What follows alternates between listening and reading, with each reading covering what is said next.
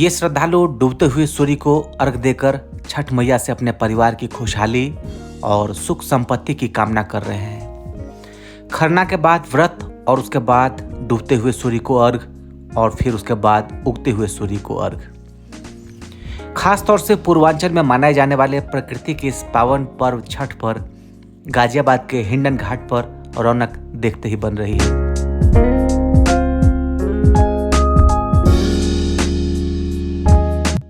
3 दिन का व्रत करते हैं जिसमें सूरज देव का पूजा होता है और सूरज देव का पूजा होता है। 3 दिन का व्रत करते हैं, जो भी मनोकामना अपने दिल में रखते हैं वो पूरा होता है और छठी मैया सबकी मनोकामना पूरी करती है।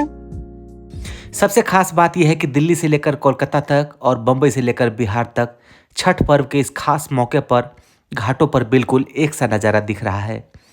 श्रद्धालु उतने ही भाव के साथ छठ का पर्व जहां रहते हैं उसे मनाते हैं। हमारी पुरानी परंपरा है, ये हमारा जुड़ाव है, हमारी खुशी है, हमारा स्वर्ग है।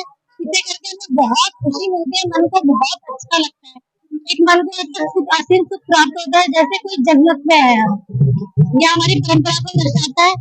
छठ का लोग पूरे साल वेट करते हैं, लोग अपने घरों में आते हैं, दूर दूर से सारे लोग मिलकर एक साथ छठ का पर्व मनाते हैं। ये बस माता को शत प्रणाम है। कोई भी छठ माता से मानता है उसको पूरा करती है, इसलिए पूरी श्रद्धा से छठ माता का वक्त करना चाहिए। वैसे तो लोग इस पर्व को कई सालों से मनाते आ रहे हैं, लेकिन हर साल छठ मैया को लेकर इनकी इतनी श्रद्धा और बढ़ जाती है। उत्तर प्रदेश और खासकर बिहार में छठ का विशेष महत्व है। छठ सिर्फ एक पर्व ही नहीं बल्कि महापर्व है जो पूरे 4 दिनों तक चलता है। नहाए खाए से इसकी शुरुआत होती है, जो डूबते और उगते हुए सूर्य को अर्घ देकर समाप्त होती है।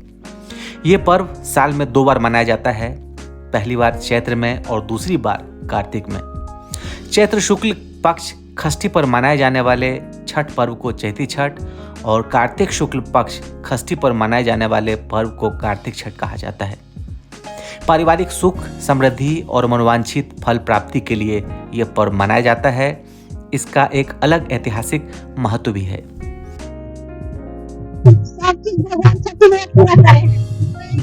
साफ सफाई के साथ 3 दिन का व्रत रखते हैं। कल के दिन हम बिना पानी के व्रत रखते हैं और शाम के दिन हम खरना करते हैं। बहुत ज्यादा आज के लिए बहुत अच्छा है, बहुत बड़ा दिन है। ये साल में एक बार आता है, इसमें बहुत अच्छा है। कहा जाता है कि छठ मैया की जो मांगो पूरी होती है। छठ पूजा की परंपरा कैसे शुरू हुई थी, इस बारे में वैसे तो कई कथाएं प्रचलित हैं। एक मान्यता के मुताबिक जब राम सीता 14 साल के बाद वनवास से अयोध्या लौटे, तब रावण वध के पाप से मुक्ति के लिए उन्होंने ऋषि मुनियों के आदेश पर राजा सूर्य यज्ञ करने का फैसला किया। पूजा के लिए उन्होंने मुद्गल ऋषि को आमंत्रित किया। मुद्गल ऋषि ने मां सीता पर गंगाजल छिड़क कर पवित्र किया और कार्तिक मास के शुक्ल पक्ष की षष्ठी तिथि को सूर्य देव की उपासना करने का आदेश दिया। इससे सीता ने मुद्गल ऋषि के आश्रम में रहकर 6 दिनों तक सूर्यदेव भगवान की पूजा की थी।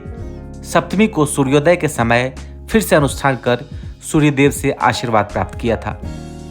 हिंदू मान्यता के मुताबिक कथा प्रचलित है कि छठ पर्व की शुरुआत महाभारत काल से हुई थी।